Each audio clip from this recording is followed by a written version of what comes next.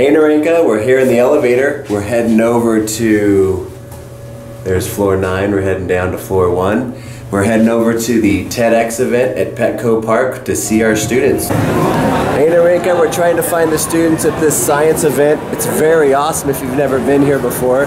There's all sorts of science activities. So here's a couple here.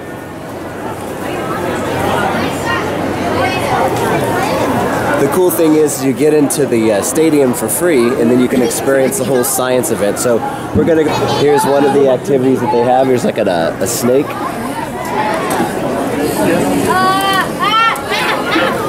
Believe it or not, we actually have some of those activities. If you ask your teachers, they're in room 12 and they can maybe pull them out and show them to you and you guys can experience them. See you in a little bit. My son loves birds. Here's actual raptors they have on display here at the Petco Park from the Raptor Institute. Hey, colleague from Narenka here that's also here. Narenka, wave, say hello. Hi to Miss Hayes. And here are the live raptor birds. Check these guys out. Possibly not. Okay, boys, we're moving along. So if you came to Narenka, you would be able, if you came to Petco Park, you'd be able to see these awesome birds live and these awesome science activities. I didn't realize they had little ones here too. I'm just going to show you guys real quick.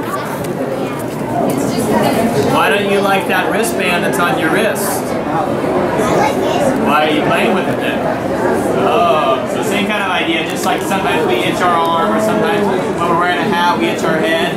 Doesn't mean they don't like it, just means that they're got an itch or they're scratching something that's on their head or on their feet. But they're pretty happy right now. It's an American kestrel. So that's a baby? Nope, he's a full-grown adult. He's the smallest falcon here in San Diego. Pretty amazing, Narenka. Let's go see some other things.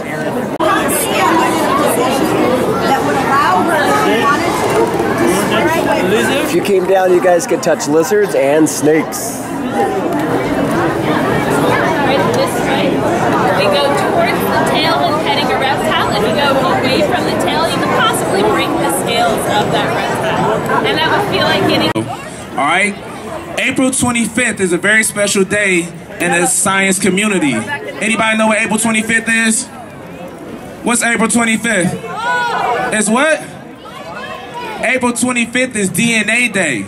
So we have a song that we're using to bring some awareness to help people understand the importance of DNA, the impact of DNA. And so this is our last song for the afternoon. It's called DNA.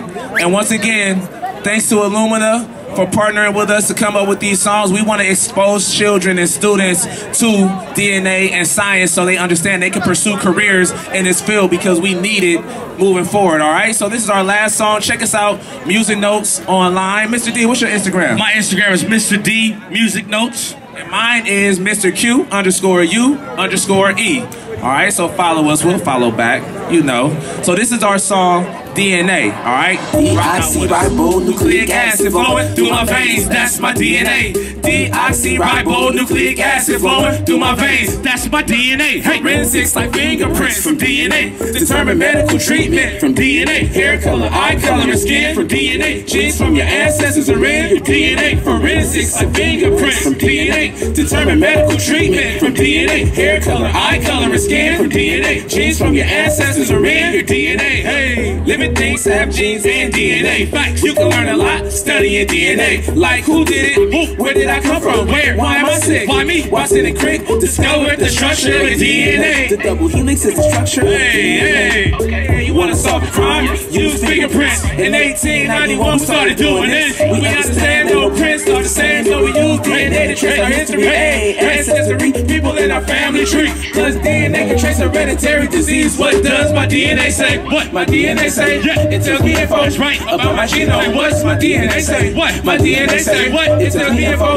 about my genome. Forensics like fingerprints from DNA. Determine medical treatments from DNA. Hair color, eye color, and skin from DNA. Genes from your ancestors are in your DNA. Forensics like fingerprints from DNA. Determine medical treatment from DNA. Hair color, eye color, and skin. Park, and we're checking out the kids presenting for our TEDx event. They're preparing for the TEDx event. Let's get a close-up of them and see what's going on. They're right down there on third base line. There's the audience. going to take it back a little bit, and then we're going to go get really close, and we'll show you our 2 amazing students that are presenting at Petco Park. This event happens every year at this time of the year. It's free, so all you guys can come down and see the kids talking, as well as experience all the amazing science activities. Is you know, let them know that you're there whenever you need to talk. If you're someone yourself going through depression, ways you can help yourself is by doing things you love. Playing video games, creating one, drawing. Hey Narenka, I'm here with Rhea and Serene. They're getting ready to present. Wish them luck. Say bye, guys. Congratulations. You guys are going to be awesome. Hey Narenka, we're all here for Rhea and Serene. She's coming up next. We have a bunch of teachers here too. Say everybody. Hey. Our next speaker is a first grader from Narenka Elementary School, Rhea Deason.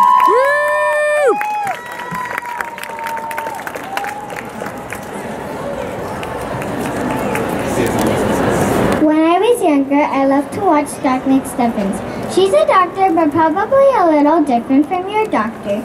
She helps her stuffed animals and other toys that are broken. Ever since I saw her, I knew I wanted to be a doctor.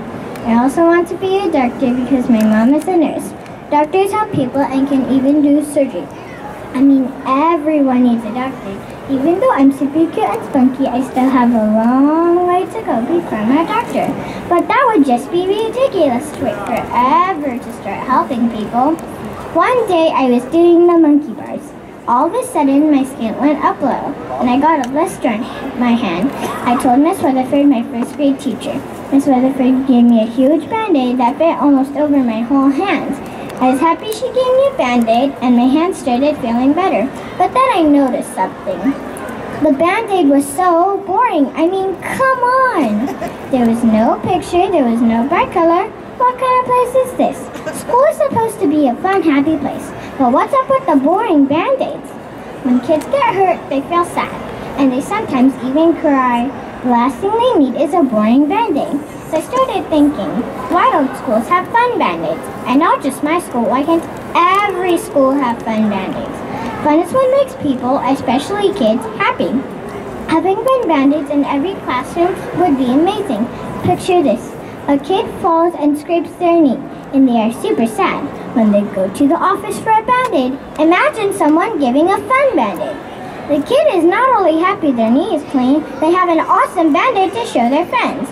But how do I get all of these Band-Aids? I did some research and learned about a little boy named Noah. He had cancer when he was just 6 years old. That's the same age as me.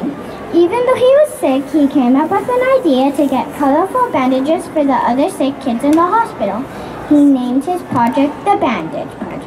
I decided to use Noah's idea and made a commercial for my school to encourage kids to donate bright Band-Aids and pass them out to our classrooms. And it actually worked! A lot of teachers and even our assistant principal donated Band-Aids. Kids were so happy to get fun, bright Band-Aids that my plan is to make another commercial and write posters to get families at my school to donate at open house. If a first grader can make their school a brighter place, you can too. Let's work together to make the world a brighter place and put smiles on kids' faces. Thank you.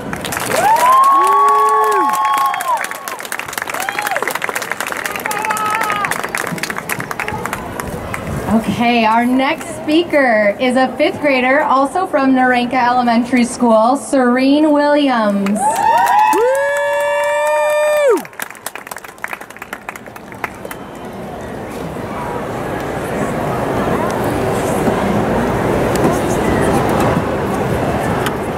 Last year was a rough year for me. I know we all have our ups and downs. Let's just say, last year was a down for me. It started when we came back from winter break. Other students were bullying me because of my size and the way I looked. I had always been proud of the way I looked, but their comments made me feel alone and like I didn't belong. These places where I once felt welcome and accepted turned into places of emptiness. This loneliness eventually turned into anger. When students would make these comments, I would react in a negative way, like really negative. Now let's get this straight. I'm not proud the way I acted, but I'm being real. I would trip people on purpose and pinch the people who made the comments. Then, I would lie to say my day was good, when really, I was hurting the people who had hurt me. After I recognized what I was doing, I started to feel like I was reacting in a really wrong way. With the help of my teachers, I started to change my behavior. I felt wrong for what I was doing, and I wanted to change. Actually, I would have done anything to change. That change came in the 5th grade, when I had the opportunity to join an after-school club that taught us to become leaders at our school. The group would talk about how it's not fair to talk about other people's problems when they had their own. We would also talk about how kids would roast each other. Yeah, you heard me, I said roast. It's basically when kids would make fun of each other. But it would first start off as a joke, but these so-called jokes would end up leaving scars.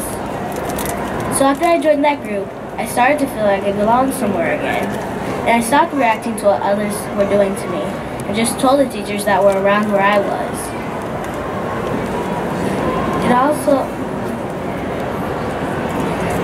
And I also started to play with other people again, and I have way more friends than I used to have. It also got me to pay more attention in class.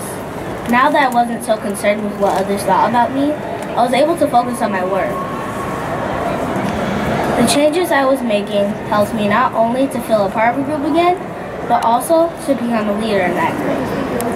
Now, I can teach others to make a change like I did. That way they can feel better about themselves too. Where there once was hate, now there's confidence. I'm working on being the best me I can be, and I challenge you to do the same. In what area of your life can you make a change? How can you stop the hate?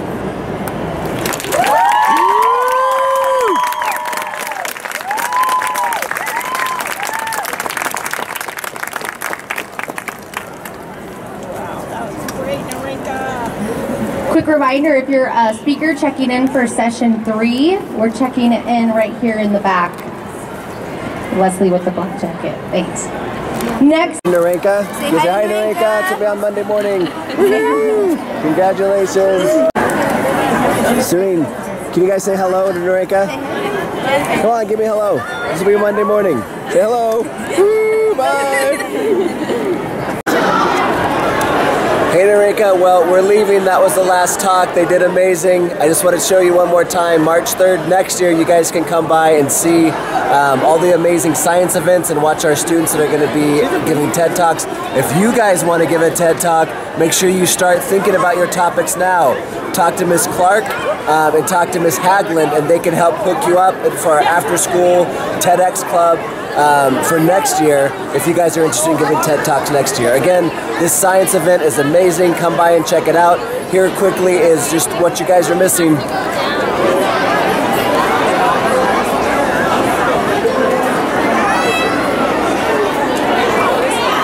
We would love for you guys to come down here. Maybe we can get a bus next year and get everybody on the bus. There's many people that want to come down and tour you guys around the Petco Park. Have a great day. We'll see you guys on Monday and out on the playground. See you guys. Bye, Gabe. Woo! See you, everybody. Hey, Narenka. I'm here again with Gabe. We were just walking around back to our car and we realized, you guys might not even realize, there is a massive library here downtown that's free. You guys can come down and check it out. Check this place out. That's filled with a ton of books.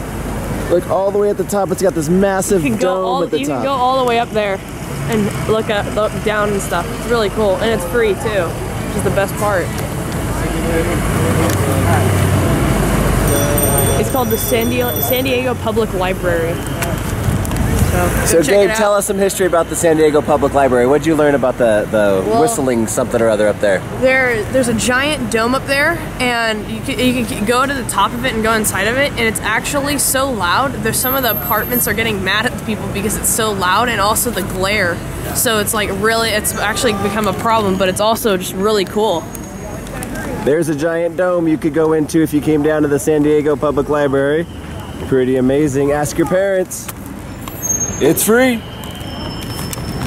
DNA. DNA. Genes from your ancestors are in your DNA. Hey, DNA explains the gene. DNA is used to predict inherited disease. It's my DNA. That's my genetic code. Separates me from everybody on the globe. My DNA determines hair color, eye color, skin tone. Since DNA has all the rules to our makeup, we can use DNA to solve crimes through forensics. DNA found in a double blood or fingerprint.